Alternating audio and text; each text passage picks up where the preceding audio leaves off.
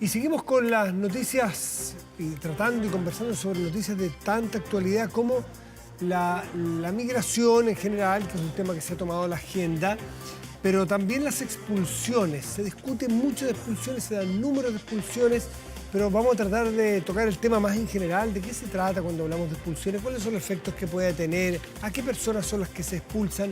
¿Cuáles son los requisitos? Bueno, es parte de lo que vamos a conversar con Álvaro Belolio, exdirector de Migraciones. Álvaro, muy buenas noches. Gracias por recibir nuestro llamado, nuestra invitación esta noche. ¿Cómo estás?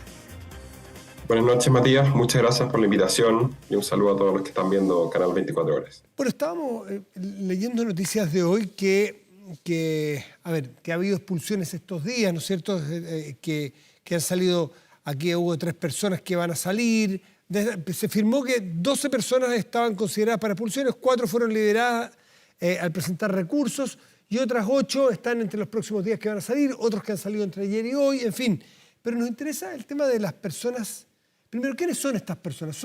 ¿Qué tipo de expulsiones? ¿Son judiciales o son administrativas? Son personas que, hasta donde yo entiendo, no tienen ningún delito a su haber, no tienen antecedentes penales. La gran mayoría de las expulsiones, y esto en los últimos 5 o 6 años, son expulsiones judiciales, es decir, extranjeros que cometieron un delito, son condenados en Chile y se les ofrece volver a su país de origen en libertad como un método de sustitución de pena. O sea, hacen 2 años de cárcel y los otros 3 años vuelven en libertad a su país de origen. Eso lo determina un juez, usualmente se coordina con Gendarmería y el juez te da aproximadamente unos 90 días para materializar.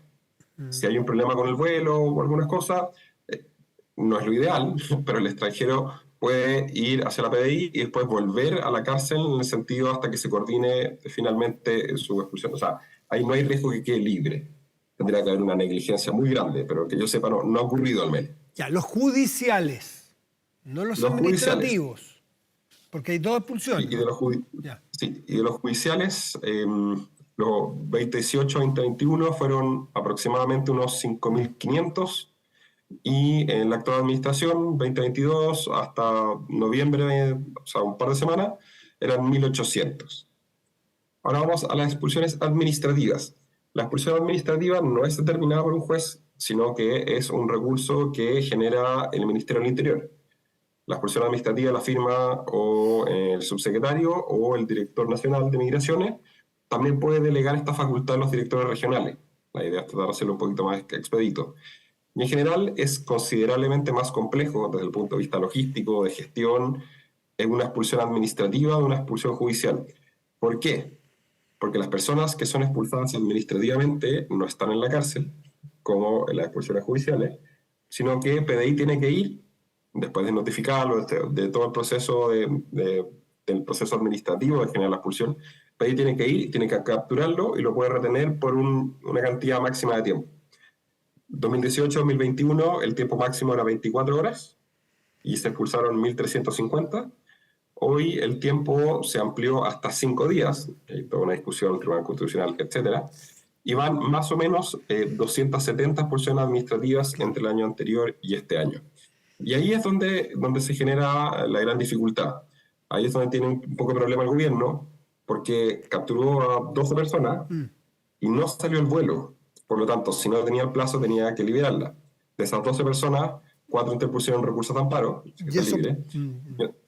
Y ahí no hay nada que hacer. O sea, si efectivamente el recurso se rechaza, se podrían volver a capturar, pero es un trabajo difícil de PDI y es cansador, ocupa recursos, necesita coordinación, pero se puede hacer. Y de los otros 8, lo que comunicó hoy día, después de varios comunicados un poco confusos, 4 ya salieron y 4 se encontrarían en condiciones de salir en los próximos días. 4 ya salieron de Chile.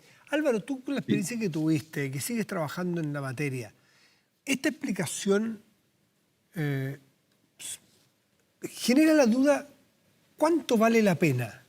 Los recursos que se implican, que se gastan, que se usan, el desgaste, para expulsar a personas administrativamente.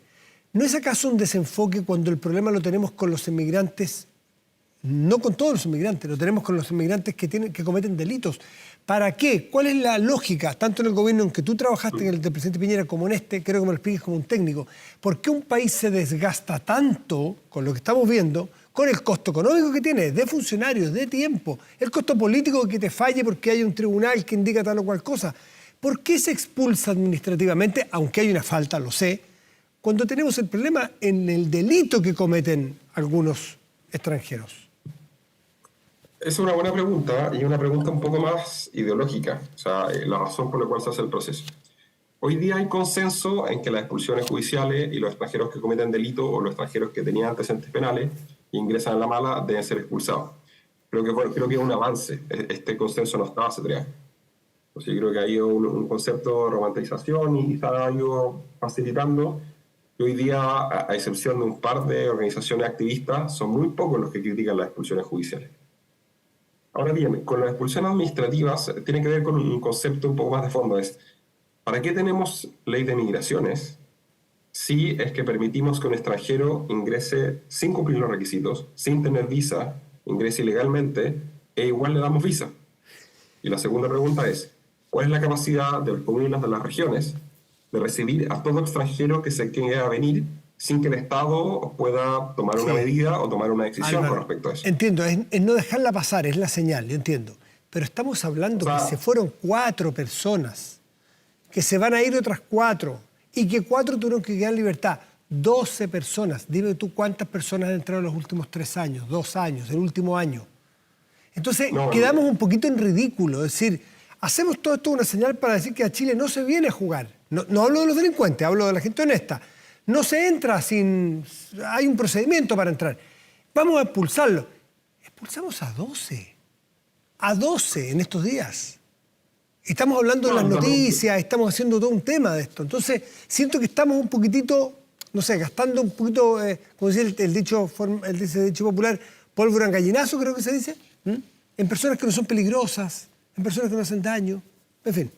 Yo entiendo varias cosas. Uno, yo estoy de acuerdo, o sea, expulsar 12 en un año, el año pasado expulsaron 30 en total, es nulo, pensando que desde enero del año pasado han ingresado clandestinamente 94.000 migrantes, según los datos de la PDI. Pero también tiene que ver un poco con la probabilidad de que ocurra. En un caso concreto, hoy en día, la tasa de expulsión del gobierno actual es más o menos que expulsa 1 de cada 500 ingresos clandestinos. Es muy, muy bajo. En la administración anterior, el mejor momento, el año 2019, hubieron cerca de 8.000 ingresos clandestinos y se expulsó administrativamente como a 600, cerca de un 8%. ¿Las expulsiones resuelven el tema? Completamente no. Las expulsiones deberían ser la única forma de control fronterizo o de control migratorio, de ninguna manera. No hay ningún país del mundo que tenga una política que solo base en temas de expulsiones. Pero sí es bien distinto cuando alguien toma la decisión de ingresar clandestinamente a otro país, si la probabilidad de expulsión es un 8% o un 0,2%. Porque al final lo que pasa hoy en día es que está la sensación, y nosotros lo medimos y nos dicen eso, está la sensación de que ingresar clandestinamente no tiene sanción. Sí, Álvaro, pero... Yo estoy de acuerdo que esto debería ser otras condiciones. O sea, yo creo que deberían ser 3 líneas mucho más efectivas, mucho más rápidas, más de corto plazo y mucho más costo efectivas. Ahora, número uno, el control fronterizo se habilitó una medida que se llama la reconducción, que efectivamente a la actual administración no le gustaba. Fue al Tribunal Constitucional, la cuestionó fuertemente. Pero la reconducción hace que extranjero que ingrese clandestinamente y se detiene en flagrancia, se puede devolver. El año pasado encontraron a 25.000 personas en flagrancia. Este año van en 18.000, que son los datos que ocupa la ministra Toá, lo que tiene que ver con los datos del norte, de la UCEN. Entonces, ese grupo, si es que entra por Bolivia y no son ciudadanos bolivianos, por una decisión del Ministerio del Interior, no los pueden devolver. Dicen que efectivamente hay problema con Bolivia, y te lo acepto, a mí me tocó negociar con Bolivia y es súper difícil. Pero en febrero de 2022 nosotros devolvíamos extranjeros no bolivianos a Bolivia. Y también teníamos una posición un poco más activa, por así decirlo, con respecto a hacer respetar los derechos y el territorio chileno. Porque son extranjeros que estaban de residentes en Bolivia, que habían egresado ilegalmente de Bolivia. Por lo tanto, Bolivia tenía una responsabilidad. Y es mucho más efectivo este control que el proceso de expulsión, y eso hoy no se está haciendo. Ahora, hay otras alternativas y otra política que es bien distinta, más fuera de la caja, porque esto frente a los que entran porque son irregulares, clandestinos. Pero también hoy día leí una noticia de Perú, que entiendo que Perú tiene creo que son 3 veces más venezolanos, que es el pueblo que más ha sufrido por la dictadura, en fin, y que este éxodo es de lo más notorio, ¿no es cierto?, en los últimos años en nuestro continente. Hablemos solamente de las personas que han venido de Venezuela. Entiendo que Perú tiene 3 veces más migrantes venezolanos que Chile, algo así. ¿Está usted en lo correcto? Es casi 4. Casi 4. 480.000 versus Bueno, 1.650.000. en el caso de los venezolanos, los últimos 3 años, entiendo, y también corrígeme si estoy mal, tenemos un neto negativo. O sea, han salido los últimos 3 años más venezolanos de los que han entrado.